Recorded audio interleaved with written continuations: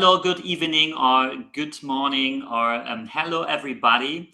Welcome to the second episode of the second season of my talk show Achtstundenwoche.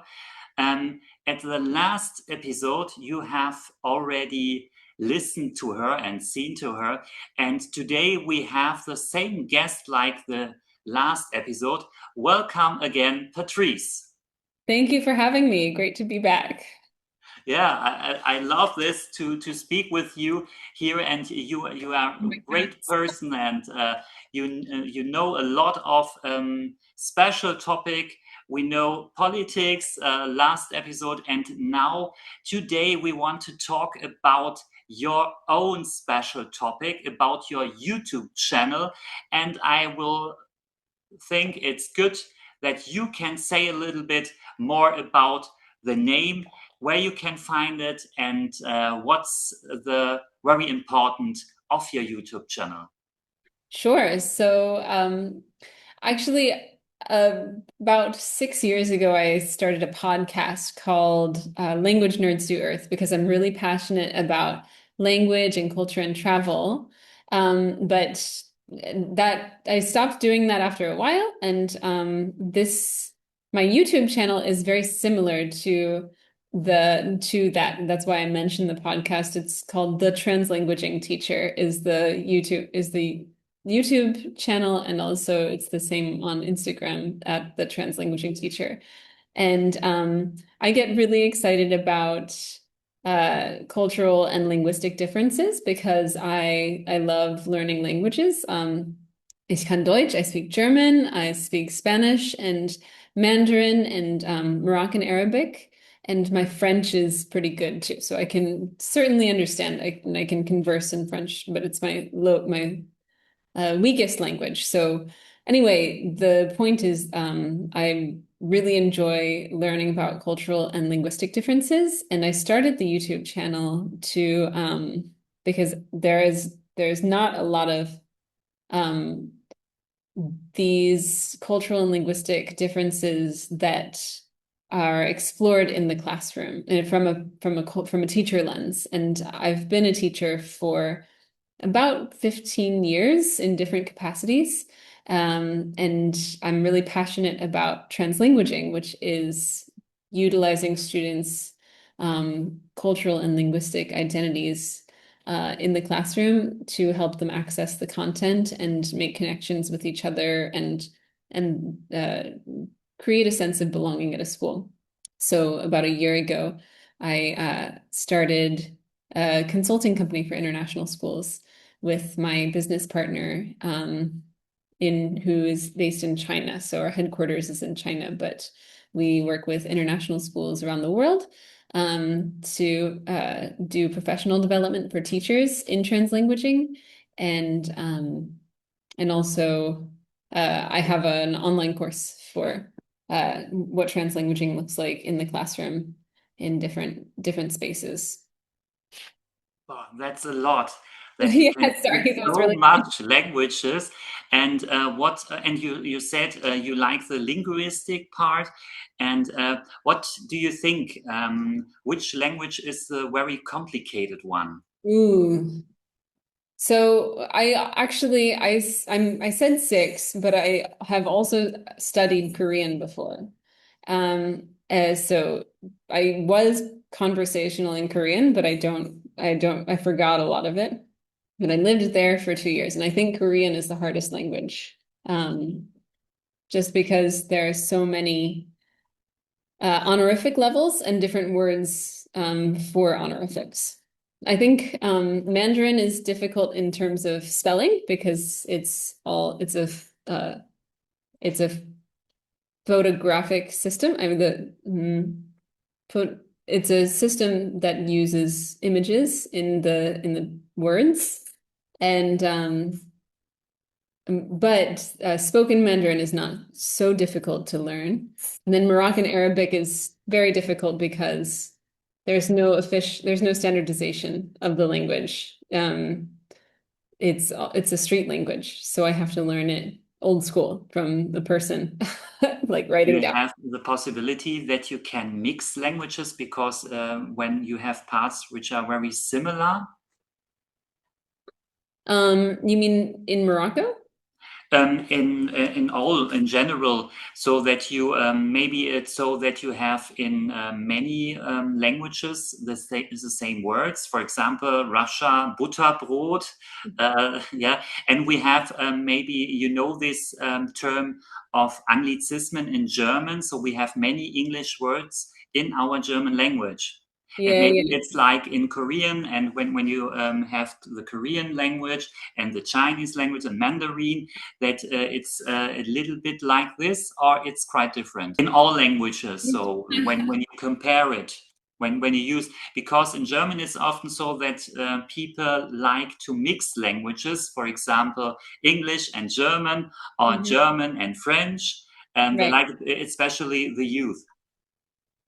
So I totally agree. I think the thing is that with mixing languages, you can only mix languages with people who understand those languages. And it's a really interesting phenomenon because in Morocco, you see a lot of people using Darija or Moroccan Arabic with French.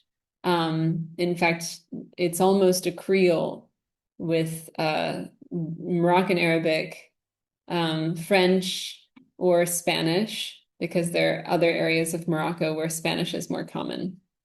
And then also, but the result is that people, especially women, will use a lot more French when they're speaking Arabic or Moroccan Arabic, and then men are stick to more Darija, and it's seen um, as something fancy if you use more French in your language. But yeah, you can only mix languages with people who understand, unless you want to come off as arrogant. I think people, if you use too much of one language that other people don't understand, then it comes off as arrogant. In the language, we have the words, the vocabulary, but we have also the grammar. And I know actually that the Chinese grammar isn't so difficult than in other languages. Yes. Yeah, you can say Yeah, that. it's so interesting. I love I love that difference because in some ways there are, of course, grammatical concepts that exist in Chinese, in Mandarin, that don't exist in English and German, right? But in Chinese, there's no conjugation of any verb ever. Um, I eat, you have eaten, they ate. It's all the same eat. It's true. It's just you can do a time marker, but it's still like the pronoun, um, the pronoun is the same and the verb is the same. Okay, Um, that's very easy then. yeah. But therefore, you have the problem with the tone level, because I know when you pronounce a word and it's not the right one, maybe university, and I worked at the Ocean University of China, and there it was Hai Da, but when you will tell it to the Chinese people, they can understand something different then. And that could be a big, big problem. Yeah, yeah, it's so fun. There's a great poem in Chinese, and I'm gonna say it, but I might mess it up. So I'm gonna try my best. It's ma ma ma ma ma ma ma ma ma ma, which means mom rides a horse. The horse is very slow. Mom chastises the horse. And it's all the word ma or ma and man is slow. Man. So yeah, it's all about the tones. You can't do Chinese without learning the tones. Yeah, I like the Chinese food. It's yeah, it's so spicy, and it's sometimes sweet, and it has to do where you live in China. You have regions where it is more like sweet or more spicy. and it's quite different to the German restaurants of China. And do you have a food where you say, okay, that's my favorite one in China? I have several different favorite foods in China, but I think my favorite is that I always get excited about when I go back is zhibaoyu, which is a paper bag fish. So they take fish and they wrap it in a bag. It might be aluminum foil, it might be paper, like baking paper, and they put a whole fish and spices and broth in it in the bag, and then they light the fire underneath it, and then the fish cooks in the bag. And then when the bag fills up with air, because hot air expands, then they open it and it's this whole beautiful, like all the steam comes out and it smells delicious. And then you add noodles and you get your rice and whatever other vegetables you want. But I love that family style of eating in China. There is so much good food, though, you're right. Yeah, it's very traditional, and the preparing of the food itself is so special. And I say that because in China, one of or I would say the most important topic in China is the food. Oh, yeah. In Germany, we talk more about the weather, maybe at the beginning. In Germany, I think it's the weather and circulation. I think in Germany, like I noticed Germans are very, very focused on the circulation of the blood. And in China, it's like Chinese medicine is definitely connected to the food and drink hot water. Anytime somebody's sick, instead of saying, "Oh, I hope you feel better soon," you say, "Drink hot water." Um, uh, yeah, 多喝热水, drink more hot water. And they like to eat soup in the morning or noodles in the morning, everything in the morning. There is no person who like to eat bread into breakfast, maybe. Maybe, yeah. It just depends. I mean, like you said, it's such a huge country, and there are as many different ways to eat as there are people in the country, which is. You have already mentioned it in the last episode, but now I want to have it more detail. And could you briefly explain the type of school you are teaching at for those who are not familiar with the Moroccan school system? What kind of school is it? Comparable to a high school or gymnasium? Well, actually, my background is in international schools. So this kind of schools where I teach, where I have been teaching for a while are international schools. So they take the American school system or the British school system and they put it in countries. So for example, I'm teaching at an elementary school, but it's American style elementary school. So that's where but I have a classroom of students from 12 different countries. I have 15 students from 12 different countries. Really, I teach 29 kids from 22 different countries. So I teach grade 5 with them. And it was the same in China when I taught there. So I didn't teach in the local school system. The thing that's missing in a lot of these international schools is the fact that many teachers who work there teach exactly the same way as they would in their home country. So we have American teachers who are teaching the way they would teach in the US. But when you have a classroom of students from all over the world, you're really not utilizing the student's background. You're really doing the kids a disservice because you're ignoring the fact that they're coming with all of these cultural and linguistic resources into the classroom. And you are a homeroom teacher. That means that you teach the very important subjects, And you said actually that it is American school system you have brought to the international school, and that it's always the same in the international schools, whether if you teach in Morocco or if you teach in China. And do you have also there the PYP system? Yeah, so it depends on the international school, but the school where I used to teach in China was a PYP school.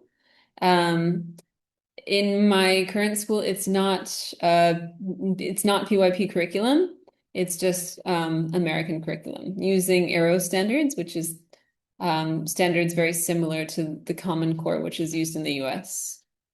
And can you explain the difference between PYP and the system you have currently? Sure. So PYP mirrors the IB. It's the primary version of the IB curriculum. So PYP, we have, I think it's 6 or 7 units throughout the year where there's that are the same theme in no matter what school you teach in. And then within that school, you make questions and key concepts and you form the unit around the students, and theoretically, all of the subjects are connected to each other, and the students are able to have this beautiful experience of learning, um, and where everything's connected: reading, writing, math, science, music, art, drama, PE, whatever. It's all connected because you have these teachers who are collaborating with each other. Theoretically, it doesn't always work out like that in practice, but that's how the PYP is supposed to work.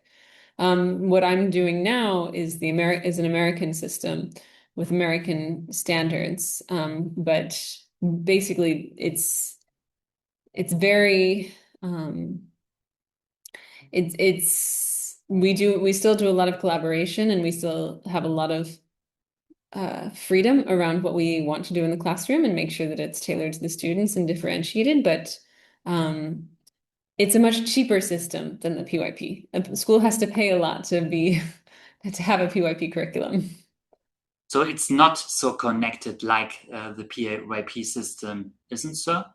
Uh, I make sure that the subjects I teach in the classroom are connected to each other. I teach reading and writing, and my co-teacher teaches science and math. So then we switch the subjects throughout the day, and we make sure that we collaborate and that everything is connected. And actually, it's very good because normally students think that they will learn only for school, but the teachers always said they have to learn for their life. And when you connect the subjects, then you have more direction where the students know, therefore it's important that we know that. Exactly. Yeah. I think I had a kid come up to me the other day, and he said, Miss Thompson, he said, I used to not like reading and writing. I was more of a math and science guy. But now I really like reading and writing, and I see the connections with science and math, and I'm really enjoying it. And like that's one of the nicest things you can say to a teacher. Like I used to not like your subject, And but now do I you really. also work together with CCPs? What are CCPs? Oh, okay. That's something different then, because in Berlin we had the CCPs.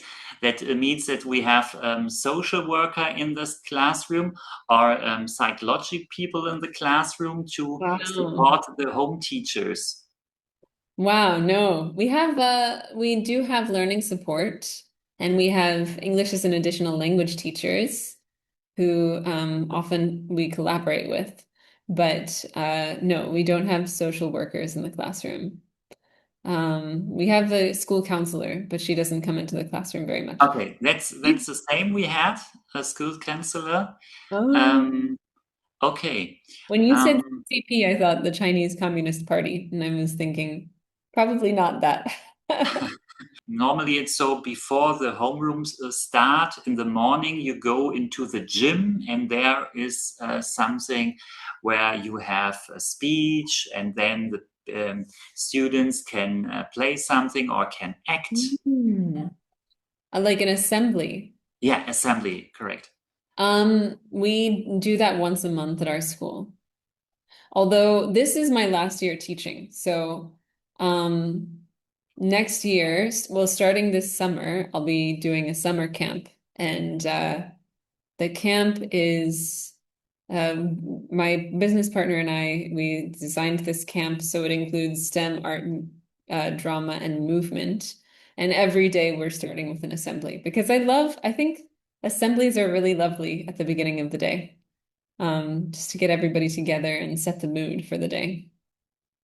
Yes, yeah, that is very funny, I think, for someone who doesn't know it, and you go there for your first time and you see this, and it's very great. It's Yeah.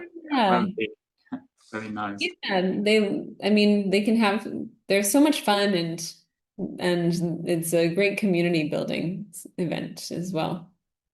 Your YouTube channel, The Translanguaging Teacher, Hmm. focuses heavily on intercultural communication.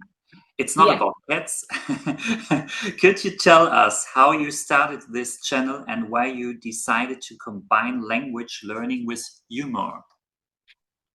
Yeah, because that's what language learning is. I think language learning it's such a, I love that question. I think language learning, we tend to take ourselves so seriously sometimes as people, and we're so hard on ourselves. I'm sorry, we have so many guest appearances from my cats today. Next time we will talk about your cats. If you want to. Um, but no, I think people are so scared to learn a language and try. But it's one of the most beautiful things I think you can do when you learn to connect with people from all over the world. Like I speak almost all of the most spoken languages in the world. And that really broadens the number of people that I can connect with. And I think at the end of the day, the more languages you speak, the more you understand the world. And it's really cheesy, but I really think that if you can speak more languages, then you are promoting world peace. Yes. And where do you get so many ideas for your videos? Oh, do you think there are a lot of ideas? Yeah. Yeah, well, part of them are ideas from the classroom. So, promoting the idea of using students' home languages and cultures to connect to the material um, and also helping teachers understand that a lot of times students are coming from a background that they do something wrong because that's how they do it in their home language.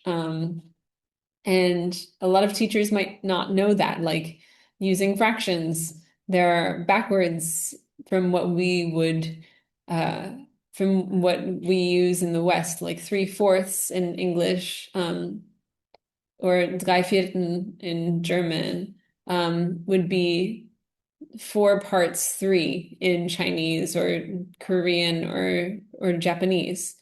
And if a kid in English might says like 4/3, and they're talking about 4 parts 3, it could be a language transfer issue rather than a mathematical mistake. And there are so many examples of that. So that's another inspiration. But another inspiration is just like the experience of being a polyglot, where there's a video I have where it's like somebody speaks to me in one language and I respond in a different one. And then I try again and I respond in a different language. So it's really fun just playing with those ideas. Okay, you have two ways to get these informations, and very interesting is the way that you use the experience of your students then. So are they also a part then of the videos, or do you get some support of them? Sometimes if I have a video idea, I'll ask my students what they think of it. And uh, they'll help me come up with ideas, and then I'll make a script connected to their ideas. Obviously not in the videos because that would be violating child safeguarding rules, but yeah, they are very inspirational in my trainings with teachers in international schools, as well as getting ideas for my videos. Okay. How you would describe yourself as someone who make influencing or YouTube? Oh, no, I'm not trying to be an influencer. I'm just trying to establish myself as an authority in this space. Like, there are people who do language inclusion and language and cultural inclusion. Sorry, that was a cat. There are people who do language and cultural inclusion in international schools, but none of them are really have a space on the internet in like YouTube and Instagram the way I do. So I saw kind of a gap, and that's the gap that I'm trying to fill. Okay. What conditions do you have in Morocco when you look at media? Is it very standard? It's something where you can say, okay, um, they have enough of technical materials, or is it so that they make it more of the traditional way, so that they have old desk and something like that? Or it's very modern? Yeah, it's not, you can access whatever you need. You just have to know who to talk to in Morocco. But I go back and forth to China too, so I have access to the right technology. You have often spoken about your business partner. So that's not a company. Can you explain what you make? Because there is a big distance at the moment because he is not in Morocco. But then when you will come together, what do you have for a special relationship then?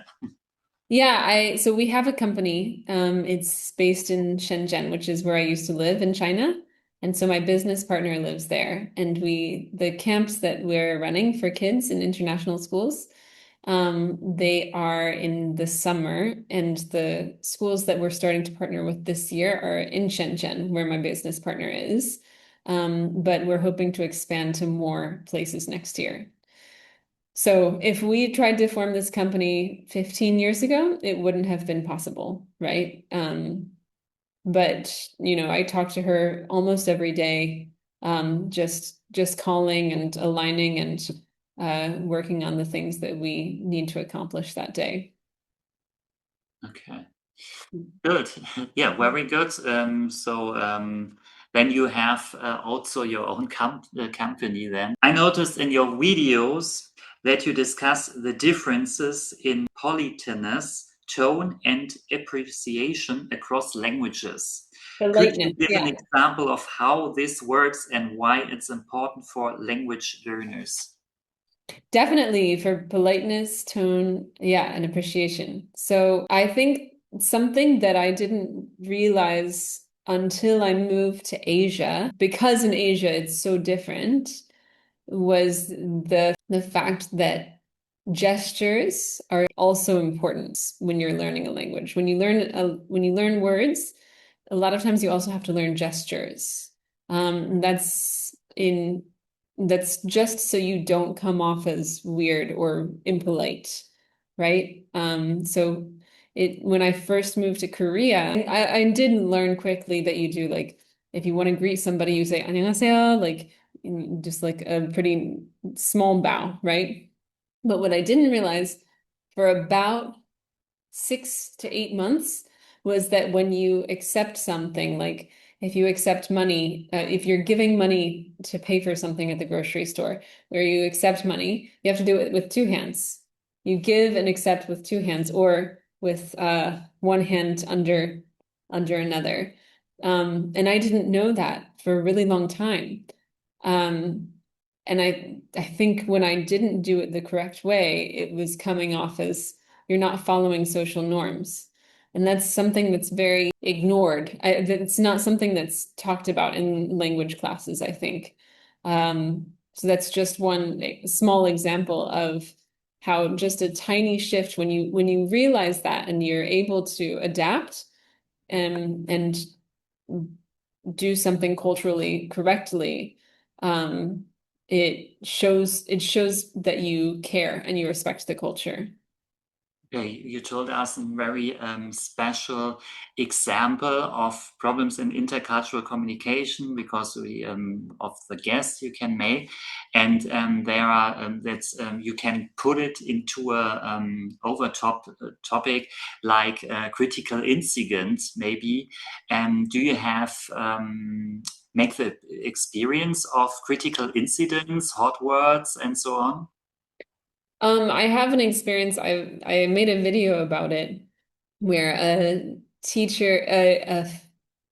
parent came to meet me for the first time, and I held out my hand to shake his hand. But he was a Muslim man, like a very strict Muslim man. And he put his hand on his heart and bowed a little bit. And I was like, oh. I didn't know what to do with my hands because it hadn't occurred to me that a parent wouldn't do that.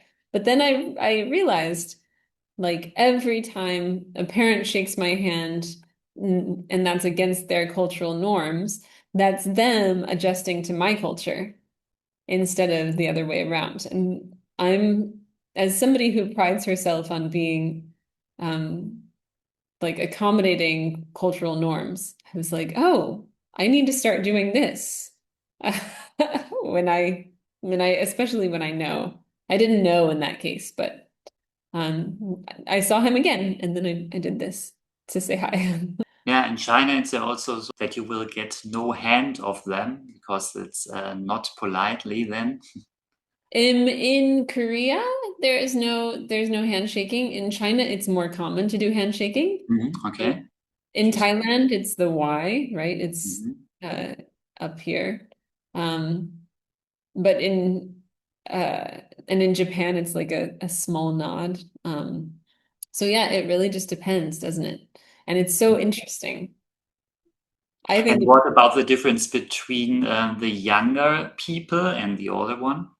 well, that's a great question. So the younger people have more exposure to different cultures, right? It also depends on how educated they are. But I think in general, you can probably get away with something more Western with younger people. You said you went to China? Yes, for 1 year in 2014, I was in Qingdao, and that was yeah, actually the city of the Germans in yeah, in the maybe in the 12th century. I don't know it exactly because you know of the German beer, the Qingdao beer. Yeah, It's yeah. very famous, and they have also the Oktoberfest like Munich, a little bit smaller, but also great. And you have there the German street, and you can see the types, the German letters, German street, Deutsche Straße. You can Wow. find bakery shops there, but they aren't open. You can only see the letters from the past. And when you go there, that was very curious. When you go to a German restaurant in China, you cannot see there any Germans, and they cannot speak German, and only the food is a little bit near to German, Kartoffelbrei and Schnitzel, maybe. um, yeah, Wow. it was a city of million people, of course. It was also an Olympic city. Yeah, I was also there as a German teacher, oral communication. Ah, interesting. Okay. Fun. Yeah. Yeah, it's cold there, right? There it's a little bit cold in the winter, but in the summer it's very hot, but it's not so hot like in Shanghai. I was also in Shanghai, and there you have degrees of more than um, 40 degrees, so it's Yeah. very, very hot, too hot for me as a German. Mhm. 30 degrees, it's very good, but 40, yeah. No. Yeah. I was in Shenzhen, which is right on the border with Hong Kong, and it's the subtropics. So I it's like Hong Kong because Hong Kong is very international, and I also like Chongqing and something. Chengdu. Uh-huh. Chengdu because it's a city where it's the spiciest city in whole China. Yes. I like this food. So Quite hot. different. The cities are very different. Yeah. Oh, every city is very different. That is really true. It's so interesting. I mean, you find similar things, but each city has its own personality. Similar things you can find when you go to the supermarket. It's always the same. That's true. Yeah. Yeah. In Hong Kong, it's a little bit different, but in all the other parts of China, yeah, you can say that you can find the same products there. Yeah, it's true. And they have no sweet things. The sweet things they get from Korea. I think in Asia in general, or from my experience, people don't like things that are very rich in terms of sugar. Like there's food that has, like you said, it's really spicy and it's delicious and wonderful, but then if you have a cake, it will be very, very light and not too sweet. People don't like things that are really sweet, especially the older people. The younger kids, again, they've grown up with sugar and they can handle a lot of sugar. And do you also know about the moon celebration? Yeah, so are you talking about the 中秋节, Mid-Autumn Festival? So that you will come to their families and you have a round table, and on this round table you find so many food, and but I don't know so much about it. I can only remember the food. Yeah. Yeah, there's 中秋节, which is the Mid-Autumn Festival. And actually, so this is really interesting that I talk about this in a few videos on my YouTube channel. Um, the lunar calendar, right? So mo many cultures have celebrations around the lunar calendar. But China has a solar lunar calendar because they still adjust the holidays to make sure that they fall in a specific season, because Islam doesn't adjust holidays to fall in a specific season because those holidays evolved in the areas where Islam evolved, which are mostly desert-based cultures, and there's not very much seasonal variation. So Ramadan moves up by 12 days every year. We're in Ramadan right now. It'll start 12 days earlier next year and 12 days earlier the year after in 2028. Right now, Ramadan and Chinese New Year or Lunar New Year fell at the same time because because they both are connected to the lunar calendar. But the Mid-Autumn Festival is another lunar festival that is always in the middle of autumn. It's a very appropriately named festival. But yeah, they are a lot of times part of it is you go to the park and you watch the moon at night.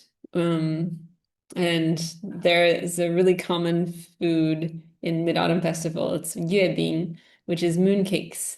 And you might remember they're about this big. And a lot of times there's salted duck egg on the inside, but otherwise it's just a um, very dense, rich little cake with a beautiful decoration on the top. Do you remember that? Yes, of course. Yeah, they're so good. But it was a new information what you said about the days, especially with Ramadan, that you have every year other times in China, so that they don't look after the real one. I know that they have their own new year in February. It's the Spring Festival. Um, Yeah, or Lunar New Year, Chunjie, Chinese New Year. Yeah. What I really like is the KTV. That's very special because it belongs to myself, because I like to sing, and therefore I like also KTV. But it's different to the American one or the German one, because there you can say small boxes and you celebrate it only with your family or with your friends, and not in a very big hall like I know it.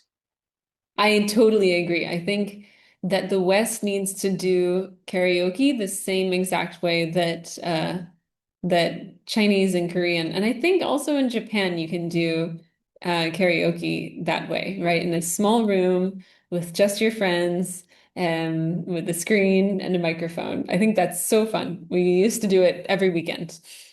Do you also like K-pop? Because you talked also about Korea.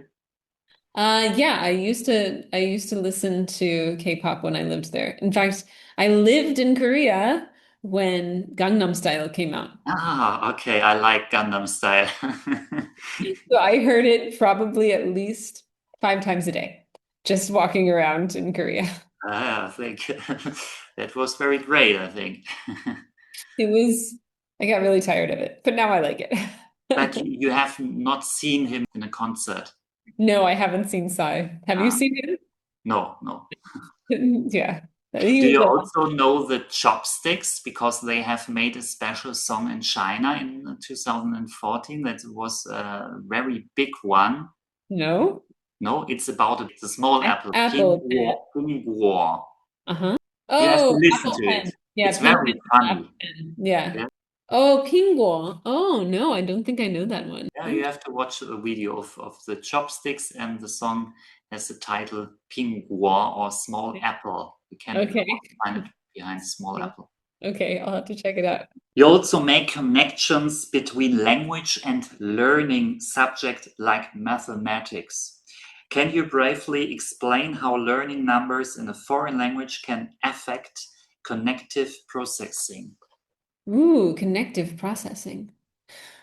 Well, yeah, I mentioned before the example of like fractions in and how that affects the transfer. The transfer can affect how you learn another language or how learn math in another language.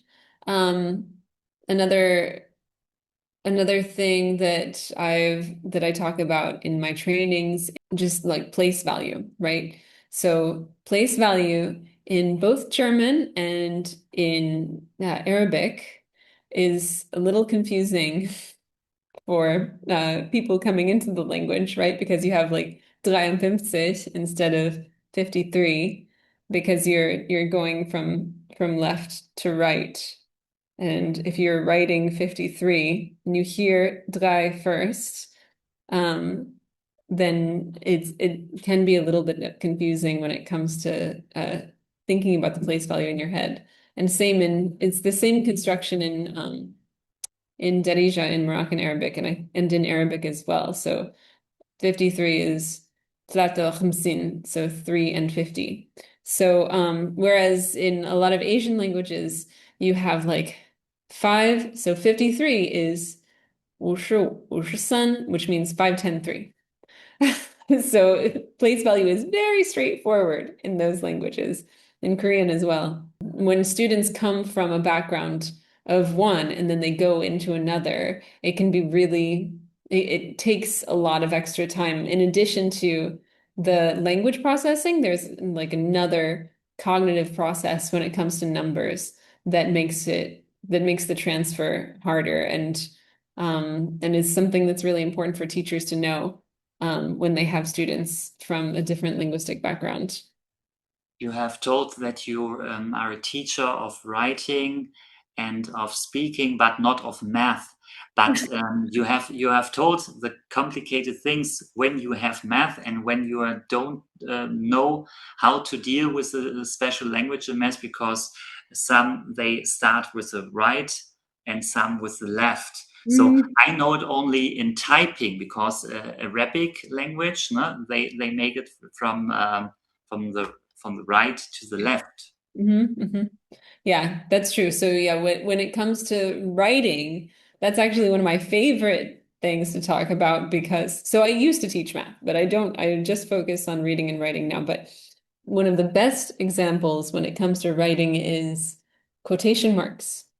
Because quotation marks, in German, they're on the bottom at the beginning of the quote and the top at the end. And they also go in the opposite direction from the directions they go in English. In English, they go this way. In German, they go this way. Of course. Um, And you have it with the question mark in the Spanish language at the beginning of sentences. exactly. Yeah. Question marks are another thing. And then in Spanish, it's a lot of times it's dashes. Do you like my quotation mark dance? And in Spanish, it's dashes. In Arabic, it's dashes. In French, it's like guillemets. And then and so I love that. I love it when I see a student make that mistake because I can catch them and say, huh, this is how you do it in German. That's very good. And now I'm going to show you how we do it in English because they might even if they read books in English, they just might not pick it up. And it's important to explicitly teach, you are not wrong. That is correct in your home language. And now I'm going to show you what it looks like in the target language. And that's not so complicated, I think. Actually, in English, it's easier than in German in this way. Yeah, I think it's not about being complicated. It's about knowing the differences and being able to watch for them, right? And or even being open-minded about knowing that students might make that transfer mistake. Because a lot of times teachers, that doesn't occur to teachers of international students. So that's the kind of thing that I talk a lot about. And sometimes you have to also use capital letters when you write an email in English. And in German, it's often not with the capital letters. Right, the beginning. Beginning, yeah. Yes, yeah. So like, dear Mr. René, comma, and new line, capital letter, right? But in German, it's the continuation. Sehr geehrter Herr René. And then you continue the sentence in German, right? But in English, it's a new sentence, so you start with a capital letter. So yeah, it's really small differences, but really interesting. But do you have also some German words in your English, not in your own English language, but in general in the United States? Mm. Well, I was really surprised when I moved back to the US in 2014. Everybody was talking about Uber. And I was like, you're saying it wrong. It's Uber. But they were talking about the ride sharing app. I was like, Ah, everybody's saying Uber. that's interesting. Yeah, it's a very big company and Yeah. not so old actually, but yeah, many people use it. Oh yeah, yeah. But I think there are certainly words that from the German lexicon that have entered the American English lexicon, like doppelganger. Doppelganger just came into the American lexicon within the Interesting. past decade. Yeah.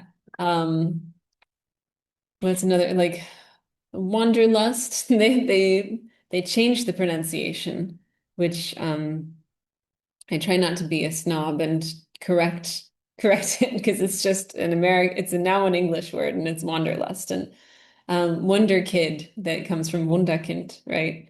So yeah, there are lots of it's not quite as much as English as German has become like Denglish, of course, but there's still some words that come into English from German for sure. Oh, yeah, I like this. It's very good. Yeah, yeah, it's fun. You involve your YouTube community in your videos. How important is the feedback from your viewers, and how do you use their input in your content? I have gotten as my community has grown, I've started to get some comments. I've started to get some more engagement that gives me more ideas for videos.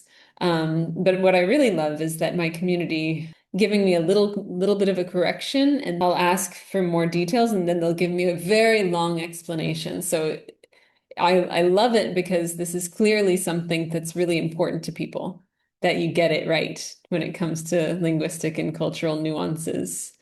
So yeah, it's really important for me to hear from my viewers.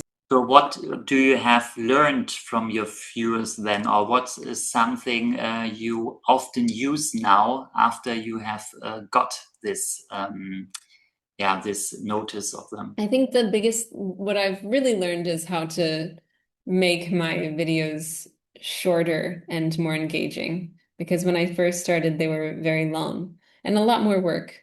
A 2.5 minute video takes a lot longer to edit than a 40-second video. Yeah, So they are very short, I have seen. But you also use a trick because it's very fast, your language there. yeah. No, it's the same speed as I talk, but I do a lot of like quick cuts to myself talking because I'm trying to keep everybody's attention in today's world of short attention spans. And therefore, I have the next question because it directly connects to this. Your content is humorous yet informative. Was this approach planned from the beginning, or did it evolve over time? Oh, the goal has always been to be informative. The goal has always been to be informative and also but also laugh at myself. Because like I said, I think that we take ourselves too seriously, and it's really important to be able to laugh at yourself, especially as a language learner. And I think that's why I speak so many languages, because I know that I'm gonna make mistakes and I have to be able to laugh about it instead of stress over it. I think that also makes it more memorable if it's funnier. That's exactly that what I have often told my students. Please talk with me. It doesn't matter if you make mistakes. I also make much mistakes, but only if you make these mistakes, you can learn from them. Exactly. I tell my students at school every day, mistakes are gifts for learning. So I tell them I want you to make mistakes. If you're not making mistakes, then you're not learning. Yeah, that's right. For viewers who are interested, could you give us a quick tip for improving intercultural communication? Maybe something that anyone can apply right away. Tips for intercultural communication. I mean, number one, do what everybody around you is doing. If nobody's smiling, then you shouldn't smile either. I think I smiled too much in Germany, but that's just because of my personality. Number two, in terms of intercultural communication, it's really important to be aware of what's happening around you. So, kind of along the same lines of do what everybody else is doing. That's the biggest thing. But I'm trying to think if there's anything else that I would say. Number two, like we said, I think it's also really important to be able to laugh at your own mistakes, not stress out about them, because usually if you can show that you're doing your best, that will take you a lot further than being shy and refusing to try. So everywhere I go, when I try to speak the language, usually 99% of the time, people, if they see that I'm a foreigner trying to speak the language of where I am, their faces light up and they're thrilled that I can say something more than hello. And they're like, wow, it really makes their day. And a lot of times they want to talk to me a lot more. So that's number two, is don't try, don't be shy. That's good. And you can remember to it. Yeah, don't be shy, But try. I have to make compliments to you because you have a very, very good pronunciation, very good sound, and it's very easy for me to listen to you. My English is Yeah, very clear pronunciation. wonderful. Yeah, Perfect. that's good.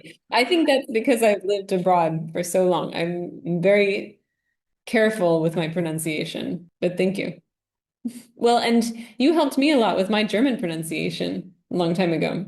Yeah, that's right. It's long Yeah. ago, Yeah. but now I don't teach German. I teach phonetics and rhetoric and Well, it's yes, perfect. earth management and social something about social work, education. Yeah, yeah. There was one thing you told me that I'll never forget. It's like with the E at the end of words, like lange and Yeah, schöne. long and short vowels. Right. And Yeah. you said like I was saying things like lange, and you were like, you sound very American when you say that. You like the schwa in English, the But ups. this has to do because I'm a phonetician. Yeah, Others don't know this or don't think about it. This right, is really right. important because there you can recognize someone who doesn't be a native speaker because Yeah, of his or her pronunciation. exactly. No, and so that made me change it.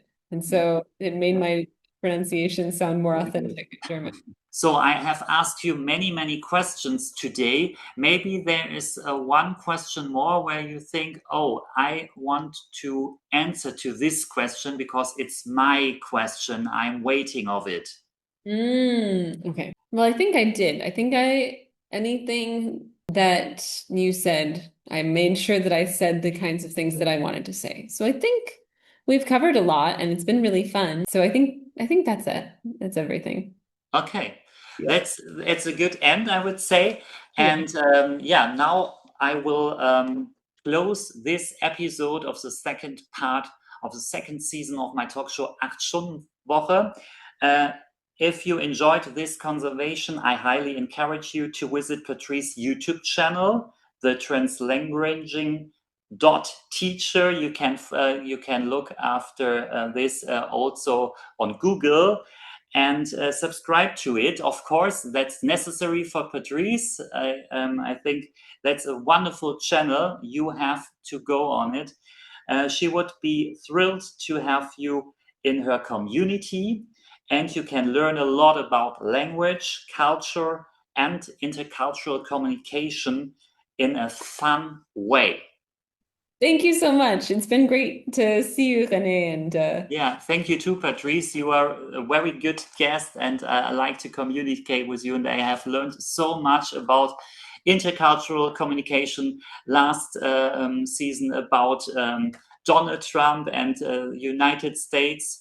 Very good topics, and thank you very much, thank Patrice. you. Yeah, have a wonderful day. Thank Thank you. You too. you. Bye. Bye.